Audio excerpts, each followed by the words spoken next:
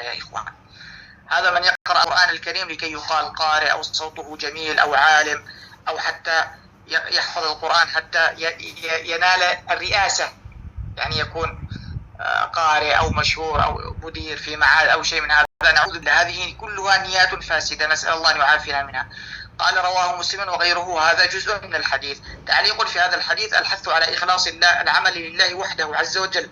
وقد رأيت البعض ترك الحفظ عند قراءته أو سماعه هذا الحديث الوعيد الذي ورد فيه، فيجب أن لا يصده الحديث عن الحفظ، بل عليه أن يقبله ويجاهد نفسه. العبد يصلح نيته بما يستطيع ويسأل الله يصلح له نيته، فالله لا يخيب له، وهذا رجاؤنا في ربنا تبارك وتعالى. قال الحديث الثالث والثلاثون: الحجة لك أو عليك. عن أبي مالك الأشعري رضي الله عنه قال: قال رسول الله صلى الله عليه وسلم: والقرآن حجة لك أو عليك، كل يغدو فبائع نفسه فمعتقها أو موبقها. رواه مسلم وغيره. هذا الحديث معناه يا إخوان أن القرآن إما يوم القيامة يشهد لك أو يكون شاهدا عليك. كيف يكون شاهدا عليك؟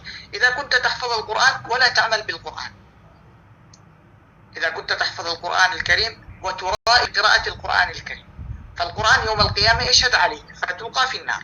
نعم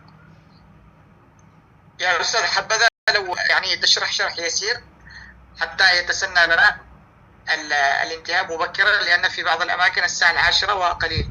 بارك الله فيك. طيب. Baik, kita lanjut. Kita mulai dari pasal yang berikutnya.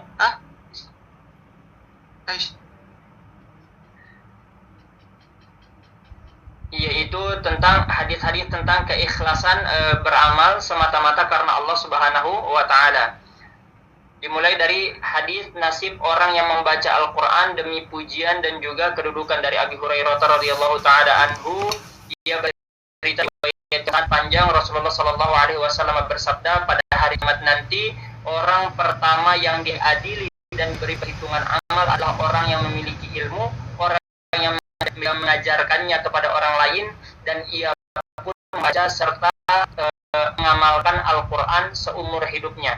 Dia didatangi lalu Allah mengingatkan kembali segala nikmat yang pernah Allah berikan kepadanya, dan ia mengakui semua itu. Allah berfirman, lalu apa yang telah engkau perbuat dengan nikmat-nikmat itu? Ia menjawab, aku mempelajari ilmu lalu aku mengajarkannya, dan aku membaca Al-Quran karena engkau wahai Tuhanku, wahai Allah Subhanahu wa ta'ala. Lalu Allah berfirman, engkau berdusta, kadzabta. Engkau belajar Al-Quran supaya dikata orang dia itu berilmu. Engkau mengajarkan supaya orang bilang dia orang yang pandai dan pembimbing. Dan juga engkau membaca Al-Quran supaya dikata atau supaya orang lain mengucapkan dia pembaca Al-Quran. Semua itu telah engkau lakukan semata-mata ingin dipuji oleh manusia, dan itulah yang sudah engkau dapatkan di dunia. Lalu diperintahkan orang itu untuk diseret mukanya ke bawah dan dicampakkan ke dalam api neraka. Walina'udzubillah. Hadis diriwayatkan oleh Imam Muslim dan juga ulama lainnya. Ini adalah sebagian dari isi hadis yang panjang tersebut. Dan ada ta'liqnya. Hadis ini memberikan peringatan keras dan juga mengajarkan kita untuk memurnikan niat, supaya segala ilmu, bacaan dan pengajaran kita itu semata-mata hanya ditujukan kepada Allah Subhanahu wa taala.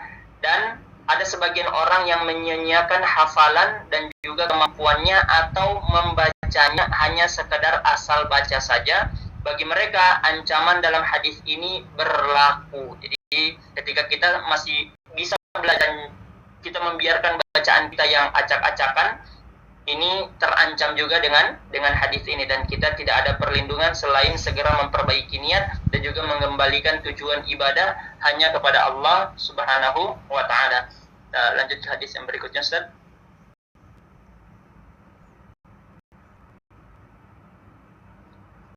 Al-Quran menjadi menjadi pembela, ya, menjadi pembela atau bukti yang memberatkan, ya. dari Abu Malik Al-Asy'ari radhiyallahu taala anhu, Rasulullah sallallahu alaihi wasallam bersabda, Al-Qur'an itu pembela yang akan membela di pihakmu, yang akan jadi pembela di pihakmu, atau bukti yang akan memberatkan dan menuntut pertanggungjawaban dirimu. Setiap orang bebas menentukan sikap, ia bisa menjadikannya sebagai penolong dan jalan keselamatan, atau justru menjadikannya alasan hukuman dan kerugian besar baginya. Diriwayatkan oleh Imam Muslim dan juga ulama lainnya. نعم يا شيخ. قال الفصل السابع في الأحاديث الواردة في فضائل بعض السور. الحديث الرابع والثلاثون فضل سورة الفاتحة. عن أبي سعيد بن المعلى رضي الله عنه قال كنت أصلي فدعاني النبي صلى الله عليه وسلم فلجبه قلت يا رسول الله إني كنت أصلي قال ألم يقل الله استجيبوا لله وللرسول إذا دعاكم ثم قال ألا أعلمك أعظم سورة في القرآن قبل أن تخرج من المسجد فأخذ بيدي فلما أردنا أن نخرج قلت يا رسول الله إنك قلت لأعلمنك أعظم سورة من القرآن قال الحمد لله رب العالمين هي السبع المثاني والقرآن الذي أوتيته رواه.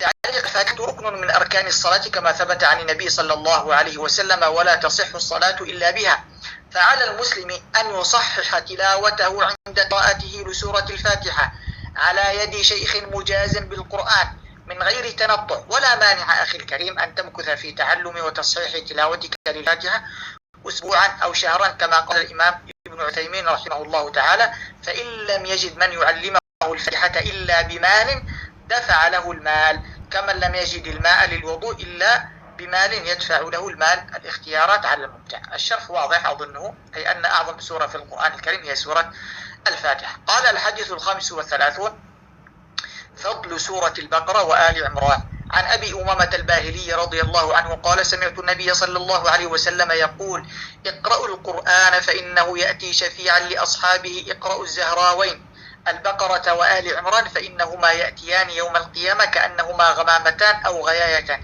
يعني السحاب، كأنهما سحابتان، أو فرقان من طير صواف.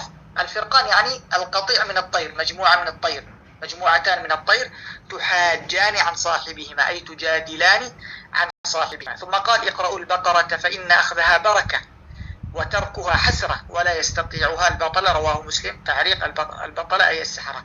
سورة البقرة إخواني الكرام من أعظم الحرز الذي يقيكم من الشيطان ومن السحر ومن المس.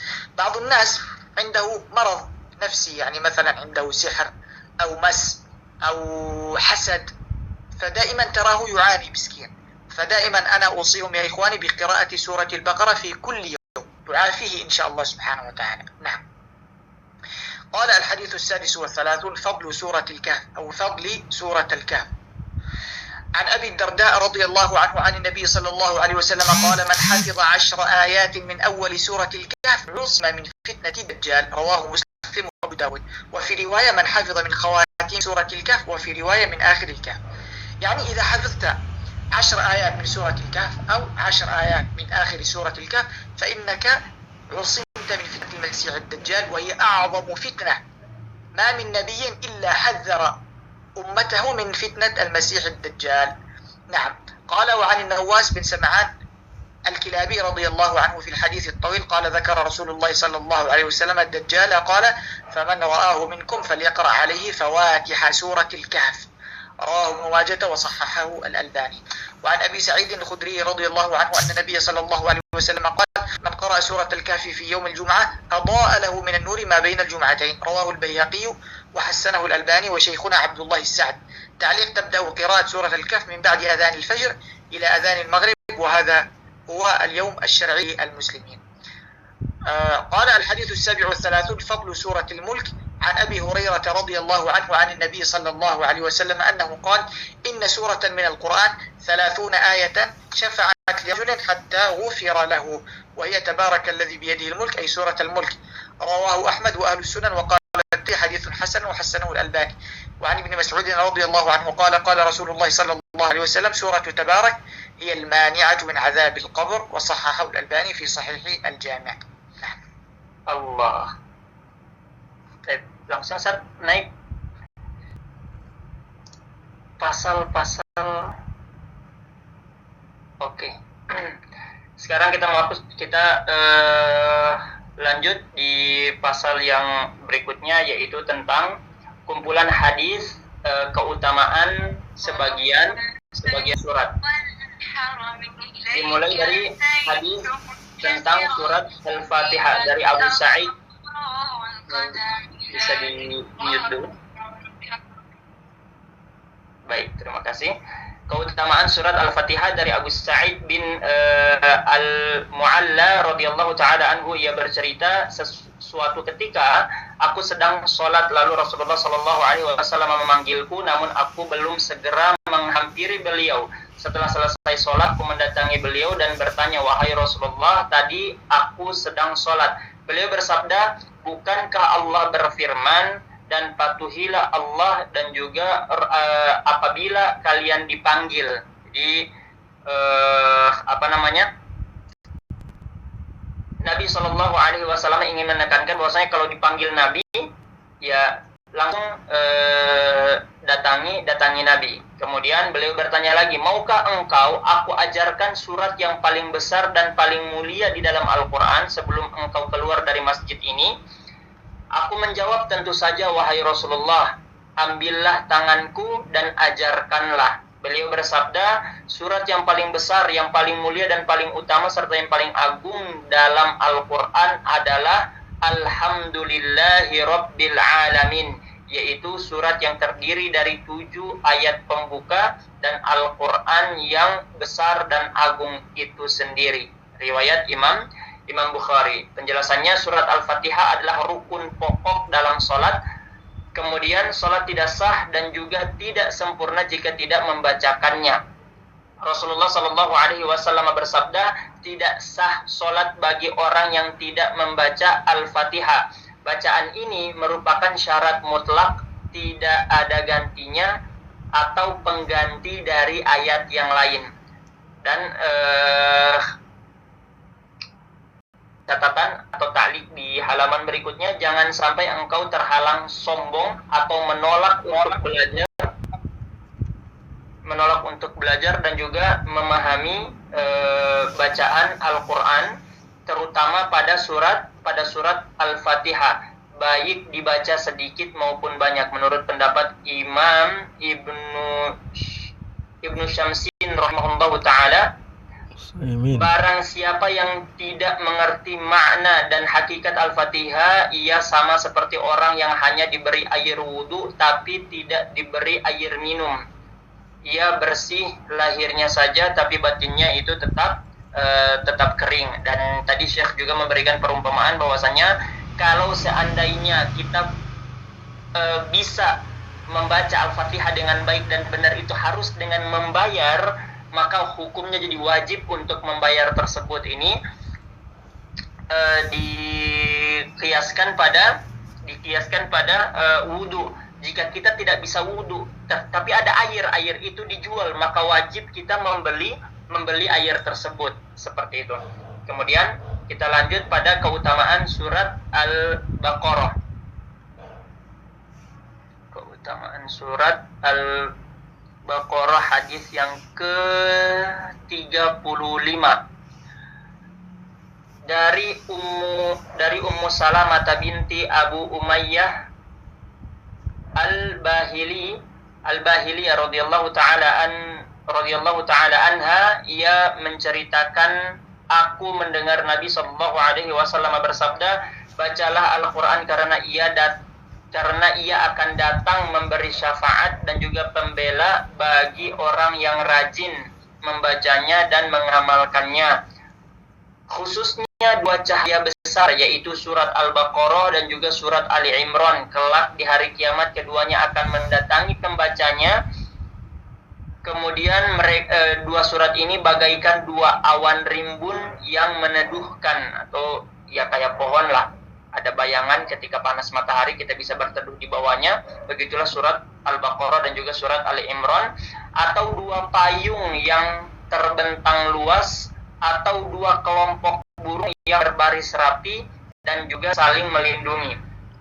Siapa saja yang membaca dan menjaga isi kedua surat itu, ia akan mendapatkan keberkahan kesalahan yang besar, dan barang siapa yang meninggalkannya karena malas dan juga merasa berat, ia akan merugi dan kehilangan keutamaan itu. Riwayat Muslim. Sebaliknya, yang dimaksud dengan kehilangan dan juga kemalasan adalah meninggalkannya sama sekali, tidak mau membacanya, menghafalnya, atau memahami isinya. Di sini Syekh menambahkan bahwasannya jangan sampai kita tidak pernah membaca 2 surat ini di dalam rumah kita. Itu bahkan Syekh menganjurkan kalau boleh setiap hari jangan lewatkan membaca surat Al-Baqarah di rumah. Kemudian keutamaan surat Al-Kahf atau surat Al-Kahfi ya, yang biasa kita baca kalau lagi malam Jumat. Hadis yang ke-36 yaitu keutamaan surat Al-Kahf. Dari Abu Darda radhiyallahu taala anhu, Nabi sallallahu alaihi wasallam bersabda, barang siapa yang menghafal 10 ayat pertama dari surat Al-Kahf, ia akan terlindung dari fitnah Dajjal. Riwayat Muslim, Abu Dawud, riwayat lain juga menyebutkan 10 ayat terakhir dari surat Al-Kahfi. Dari Nawas bin Sam'an Al-Kilabi radhiyallahu taala anhu, dalam hadis yang panjang Rasulullah sallallahu alaihi wasallam bersabda tentang Dajjal, siapa saja yang bertemu dengannya hendaklah ia bacakan ayat pembuka surat Al-Kahfi untuk menolaknya. Riwayat Ibnu Majah, dinilai sahih oleh Al-Albani. Kemudian dari Abu Sa'id Al-Khudri radhiyallahu taala anhu, Nabi sallallahu alaihi wasallam bersabda, barang siapa yang membaca surat Al-Kahf pada hari Jumat akan disinari cahaya di antara 2 hari Jumat. Riwayat Al-Haqi, dinilai hasan oleh Al-Albani dan juga Syekh Abdullah As-Sa'd. Kemudian ta'liqnya, dianjurkan membaca surat Al-Kahf mulai setelah azan subuh sampai azan maghrib. Itulah waktu yang ditetapkan para ulama dan menjadikan kebiasaan umat Islam hingga hari ini, hingga sekarang. Lanjut Ustaz. Keutamaan suratul Mulk, surat Al-Mulk. Dari Abu Hurairah radhiyallahu taala anhu, Nabi sallallahu alaihi wasallam bersabda, ada 1 surat dalam Al-Qur'an yang terdiri dari 30 ayat. Ia akan memberi syafaat bagi orang yang membacanya hingga dosa-dosanya diampuni. Surat itu adalah Tabarakalladzi biyadihil mulk. Diriwayatkan oleh Imam Ahmad, Abu Dawud, At-Tirmidzi, dinilai hasan dan juga sahih oleh Al-Albani. Dari Ibnu Mas'ud radhiyallahu taala anhu, Rasulullah sallallahu alaihi wasallam bersabda, surat Tabarak atau Al-Mulk itu pelindung dan penyelamat dari siksa kubur. Dinyatakan sahih oleh Al-Albani dalam kitab Sahihul Jami'. Bi Sahihil Jami'. Naam Syekh. قال الحديث 38 فضل سورة قل هو الله أحد والمعوذتين. وعن أبي سعيد الخدري رضي الله عنه أن رجلا سمع رجلا يقرأ قل هو الله أحد يرددها، فلما أتى رسول الله صلى الله عليه وسلم فذكر ذلك له، وكان الرجل يتقالها، فقال له رسول الله فقال له رسول الله صلى الله عليه وسلم والذي